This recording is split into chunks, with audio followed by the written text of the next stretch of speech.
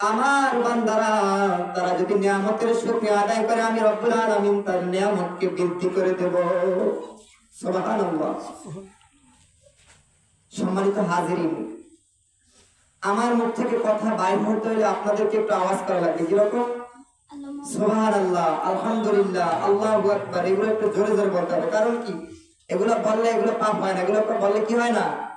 পাপ হয় না। আল্লাহ রাসূল বলেন সুবহানাল্লাহ, আলহামদুলিল্লাহ, লা ইলাহা ইল্লাল্লাহ, আল্লাহু আকবার। এই চারটি তাসবিহ কথা উল্লেখ করে বললেন, ও সাহাবায়ে কেরাম, কেউ যদি একবার বলে সুবহানাল্লাহ, কেউ যদি একবার বলে আলহামদুলিল্লাহ, কেউ যদি একবার বলে লা ইলাহা ইল্লাল্লাহ, কেউ যদি একবার বলে আল্লাহু আকবার, আমি আল্লাহ পাক রব্বুল আলামিন কি করব? আমি আল্লাহ পাক রব্বুল আলামিন ওই বান্দার আমলনামায় এই আসমান এবং জমিন, আসমান এবং জমিনের ব্যবধান আমরা জানি না? আসমান এবং জমিন এর মাঝখানে যতগুলি ফাঁকা জায়গা আছে, এই ফাঁকা জায়গা কি দিয়ে ভরপুর করে দেবে? নেকি দিয়া। কি দিয়া? নেকি দিয়া। আমরা সকলে বলি সুবহানাল্লাহ।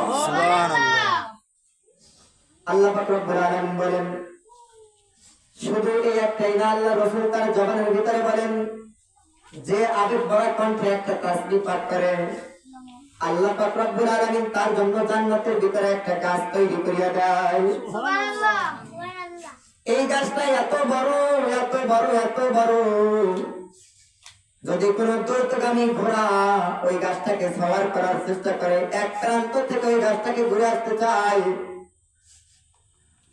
হাদিসের ভিতরে পয়গম্বর তার জবানে বলেন, ওই গাছটার ছায়া অতিক্রম করতে ৭০,০০০-এর বেশি সময় লাগবে। সুবহানাল্লাহ। আমার হাদিসের ভিতরে বলেন,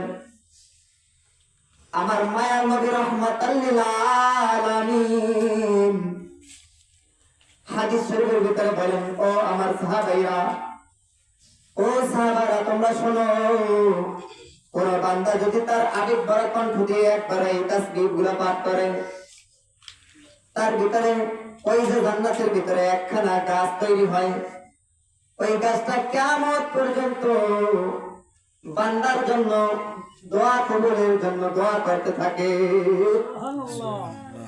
আবার হাদিসের ভিতরে আছে অনেকগুলো রেওয়াত আছে, তার ভিতর থেকে আমি কয়েকটা রেওয়াত যে এই তাসবিহগুলো সুবহানাল্লাহ, আলহামদুলিল্লাহ, লা ইলাহা ইল্লাল্লাহ, আল্লাহু আকবার, এগুলো যদি কোনো বান্দা বলে, কয়েকটা ফজিলত আপনাদের সম্মুখে আলোচনা করব ইনশাআল্লাহ।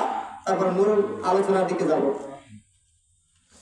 হাদিস শরীফের ভিতরে পয়গম্বর বলেন, কোন আল্লাহর বান্দা যদি আবেগ ভরা কণ্ঠে